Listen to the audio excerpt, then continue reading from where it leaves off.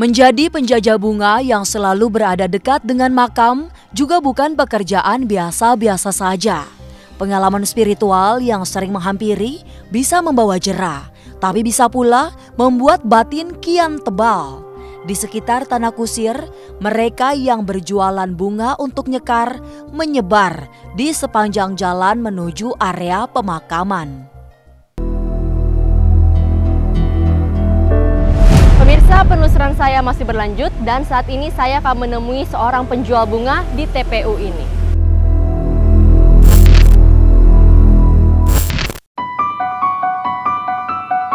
Assalamualaikum Bapak. Iya, Bapak, saya Aldora Pak dari di luar Nalar. Saya boleh ngobrol-ngobrol sedikit Pak? Oh, boleh. Ya, Bapak sudah berapa lama Pak jualan bunga Ya, di TPU ini Pak? Sekitar 30 tahun lah kan. 30 tahun di Iya. TPU ini ya? Iya. Berarti Bapak sudah mengerti ya Pak ketika ada yang ingin nyekar atau berziarah datang ke TPU ini. Iya. Kira-kira bunganya itu yang dipersiapkan seperti apa Pak? Ya biasanya ya melati hanya aster, misalkan kayak aster ya sedap malam gitu. Umumnya gitu melati sama sedap malam kalau orang musim. Gitu. Ya sekarang mungkin udah tradisi gitu ya. Jadi aster semua udah bunga mungkin tradisi gitu. Berarti kalau misalnya di TPU ini kan ya Pak ya ada 3 unit, ada yang untuk Muslim, Iya. ada yang untuk Nasrani dan juga Iya, untuk iya. yang Buddha ya Pak ya. Iya. Apakah ada perbedaan seperti itu Pak antara bunga yang ingin dibeli ketika untuk mengunjungi unit yang mana seperti itu Pak? Kalau sekarang udah tradisi sih, bisa kayak model kayak Kristen gitu ya. Biasa nggak pakai air mawar gitu. Karena air mawar itu kan dituang itu wangi gitu yang dia maksud gitu. Ya udah tradisi gitu. Apapun sekarang mah apa yang kita beli kadang-kadang pada suka semua gitu. Kalau menurut Bapak sendiri tradisi nyekar itu seperti apa Pak? Ya, Kalau dari sudut pandang Bapak saja. kalau disebut tradisi emang kalau jarah itu ya pakai bunga itu emang tradisi ya. Bunga itu nggak ada masalah keagamaan kan. Kalau misalkan pakai bunga tandanya kalau habis jarah itu ada bunga itu habis jarah kan gitu umumnya gitu ya. Seperti ada kita baru saja mengunjungi simbolnya ada bunga seperti itu ya Pak. Di habis jarah bunganya ada kan. Jadi nggak ada persoalan istilah kata ini agama ini nggak ada, sama aja bunga mah. Tapi kalau yang sering kita lihat banyak yang menaburkan bunga seperti itu seperti apa Pak? Maksud dari simbol tersebut Pak? Kalau disebut simbol saja kurang ngerti juga kalau simbol mah ya. Kalau tadi itu bilang kata saya kalau misal namanya jarah itu pasti ada bunga lah gitu umumnya gitu. Ya bagus sih namanya orang suka bunga ya. Bunga itu kan wangi gitu. Jadi orang kan mau yang wangi-wangi. Iya. Yang maksudnya makan itu. Ini adalah bagian dari cara kita untuk bagaimana caranya menghormati daripada pemakaman ini. Artinya begini, sepanjang ziarah ini ya, masuknya pada ziarah. Ziarah ini tidak keluar daripada nilai-nilai yang sejalan dengan agama, ini tidak dilarang. Bahkan Rasulullah SAW pun mensimbolkan dengan simbol pepohonan, dengan simbol batu. Kalau dulu mungkin nggak ada bunga-bunga, ini menjadi simbol bahwa menjadi sesuatu yang tidak mengharamkan.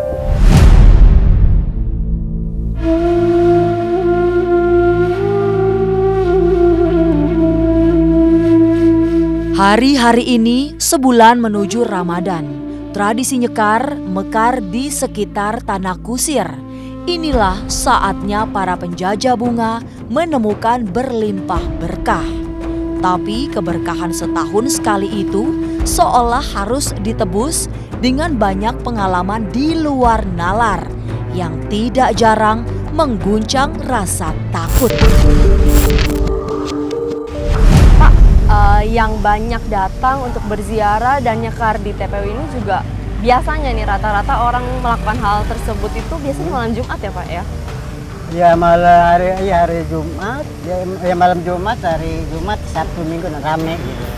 Mengapa seperti itu ya Pak tradisinya? Ya mungkin intinya gini, kalau malam Jumat itu kan berdoa ya. Siapapun mungkin berdoa ngedoain orang tuanya ya kan gitu. Katanya kata orang tua kalau jarah sebelum hari Jumat pagi itu kita berdoa nyampe ke ahli waris mengurangi dosa. Jadi itu dipercaya ketika kita berdoa saat malam Jumat, dosa-dosa kita seperti dikurangi. Ya. Ya kalau doamu kalau doa mah ya dimanapun kita berada nyampe. Ya. Kalau doa ya. Ya mungkin udah tradisi umumnya hari Jumat, Sabtu Minggu mungkin dengan kerja kan. Mungkin yang jarak jauh mau pergi jarak dulu mungkin kan.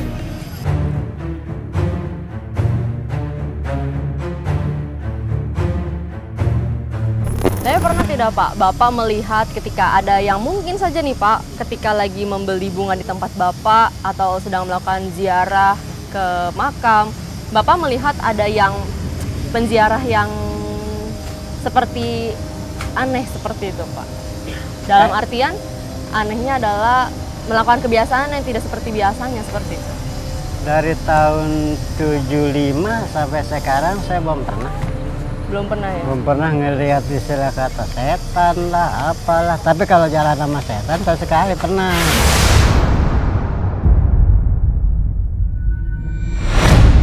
Bagaimana ceritanya Pak? Tapi bukan di kuburan ya, Oh. di jalan kereta. Bareng sama-sama sama saya jalan. Sama setan duluan, saya belakangan kan. Hujan rincik-rincik maghrib. Pas jarak 5 meter, dia nggak ada kan. Nah, dia cariin di situ, nggak ketemu. Saya nyebrang, dia ada berdiri. Gitu. Saya tungguin, mundur saya. Pas mundur di perapatan saya tungguin, dia belok pakai jalan gitu. Itu pernah tahun 78. Tapi kalau kejadian di sekitar TPU seperti ini ada Pak? Belum pernah. Belum pernah. Alhamdulillah saya jam 3 kayak di sini ya, sambil ngerapin bunga sendirian. Alhamdulillah belum pernah. Belum pernah ada pocong jalan lah gitu ya. Belum pernah. Alhamdulillah saya di sini. Mungkin makamnya sekitar tahun 75 udah mulai ada makam sini. Tahun 71 kan sana di Kristen. Ya 75 di bawah. Belum pernah. Baik Bapak, terima kasih atas informasinya ya Pak. Pemirsa, sesaat lagi saya akan tetap melakukan penelusuran selanjutnya. Tetap di luar nalar.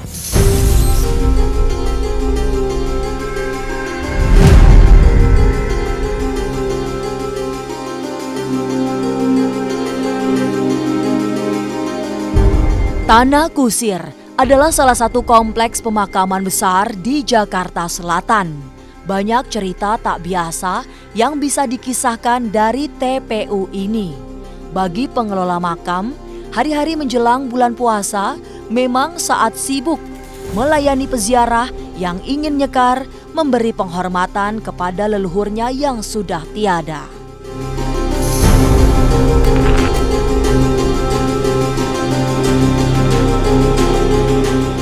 Pemirsa, saat ini saya akan menemui Bapak Sobari, pengelola makam di TPU ini.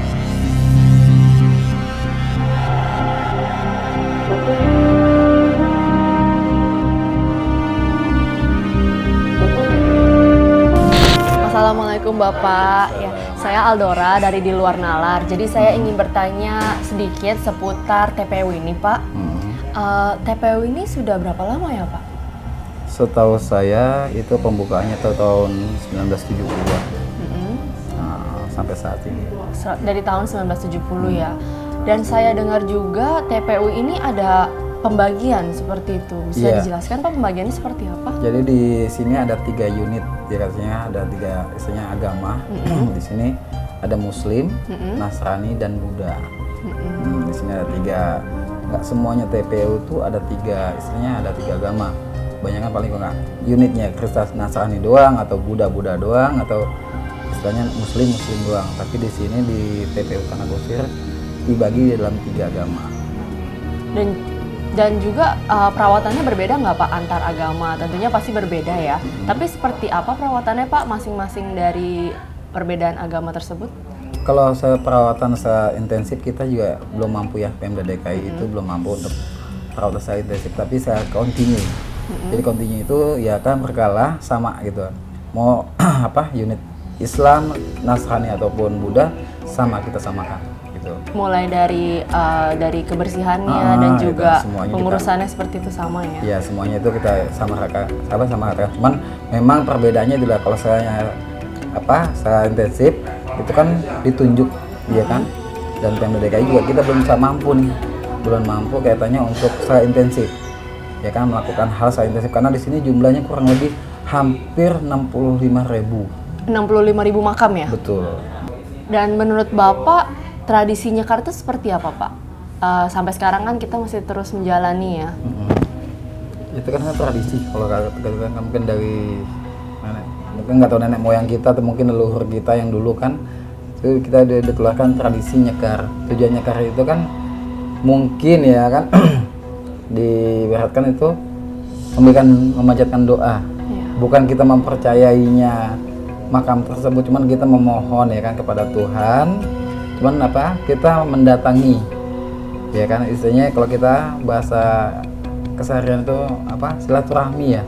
Kadang-kadang ya diwujudkan kita sebagai manusia sama manusia ini kan dengan mimpi, biasanya ketemu orang tua kita dalam mimpi gitu kan, mungkin beliau kangen ingin diziarahi gitu kan, atau mungkin bahasanya ingin ditengokin ya, dikunjungi gitu.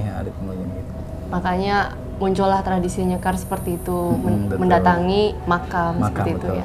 Tapi ada Pak cerita yang berkembang di TPU ini tentang seputar kejadian, mungkin ada dari orang yang bercerita Bapak mendengar pernah mengalami kejadian seperti itu di TPU sini, Pak?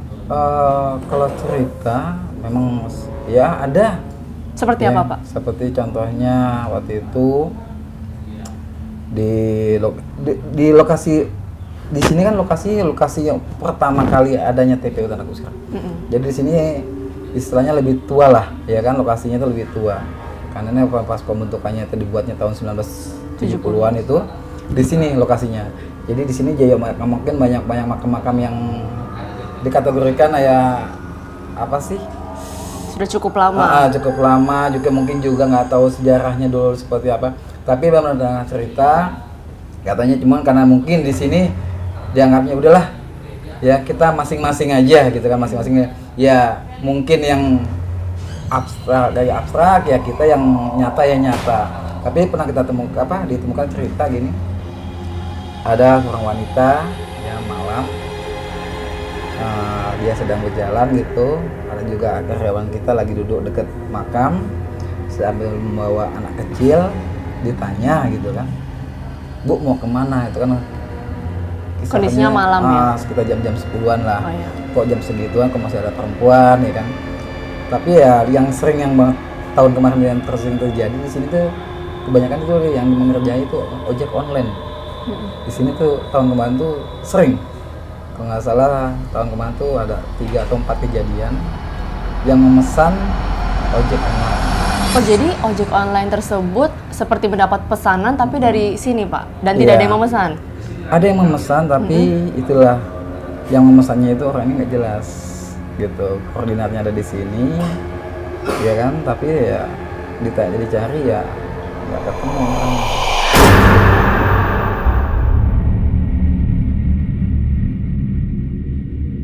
Nama yang memesan tidak ada seperti itu? Pernah kejadian sini namanya ada.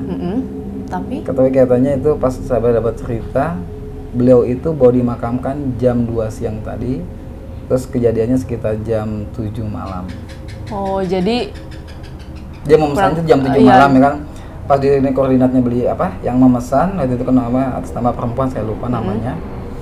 Dia memesan dari lokasi di sini, dia sampai mencocokkan ya, mencocokkan nama yang memesan sesuai dengan nama yang ada di misa. Seperti itu salah satu kejadian yang pernah dialami ya, Pak ya. Terus juga pernah dialami juga ada yang memesan perempuan, tapi setelah dibawa sama ojek online-nya 5 menit kembali lagi tukang ojeknya. Maksudnya, Pak? Kembali lagi ke sini. Apakah itu perempuan yang tadi tuh yang ditemui dia tuh naik ke ojeknya dia atau tidak? Karena pas di tengah jalan waktu itu lokasinya dia ke Jeruk Purut kalau nggak salah, lokasi Jeruk Purut. Beliau memesan itu kan ojek online, ditemukan ada wanita di sini dibawalah tuh perempuan itu dibawa, tapi sekitar nggak jauh dari sini tuh perempuannya tuh hilang. Tukang ojeknya kembali lagi ke sini gitu, kembali lagi ke sini, ditanya dengan orang yang pernah ketemu, ada orang ketemu di sini, dijelaskan bahwa perempuan itu dibawa, tapi emang itu hilang di tengah jalan. Seperti kejadian di luar nalar seperti itu memang ada betul, ya Pak ya. ada. Saya bilang sakral pasti ada kalau di sini. Iya.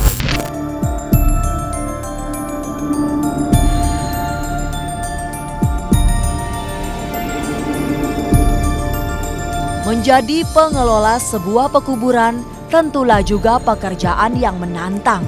Sebab selalu berhubungan dengan orang meninggal memberi pengalaman tersendiri. Apalagi TPU Tanah Kusir termasuk yang dikeramatkan.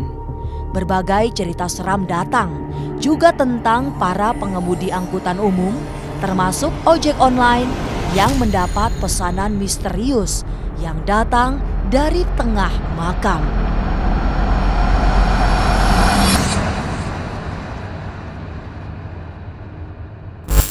Ada lagi Pak yang ingin disampaikan? Ya, kita harus menggarisbawahi bahwa makam itu memang tempat sakral, tempat suci, tempat peristirahatan terakhir, tapi kita konotasinya bukan kepada mitos, ya kan? Kita konotasinya kepada penghormatan kepada almarhum atau almarhumah, gitu ya. Garis bawahnya kita selalu ininya ya, kita realnya kita menghormati beliau, ya, biar bagaimanapun tetap aja beliau itu ya lebih mendahului kita, ya kan, mungkin atau dari kerabat kita, sanak famili kita, orang tua pun kita juga memang minta sama juga untuk dikunjungi kelihatannya gitu. Tapi emang dari besarnya saya juga kurang begitu memahami ya. Yang penting ya kita ambil realnya aja, bahwa bukan hanya mitos yang kita ambil, tapi kita berkunjung ke makam itu tujuannya kita bersilaturahmi. Mungkin ya kan beliau memang sudah tidak ada dunia ini, tapi mudah-mudahan ya kan kita memohon doa kepada Yang Maha Kuasa untuk almarhum atau almarhumah tersebut gitu. Baik Bapak, terima kasih atas informasinya ya.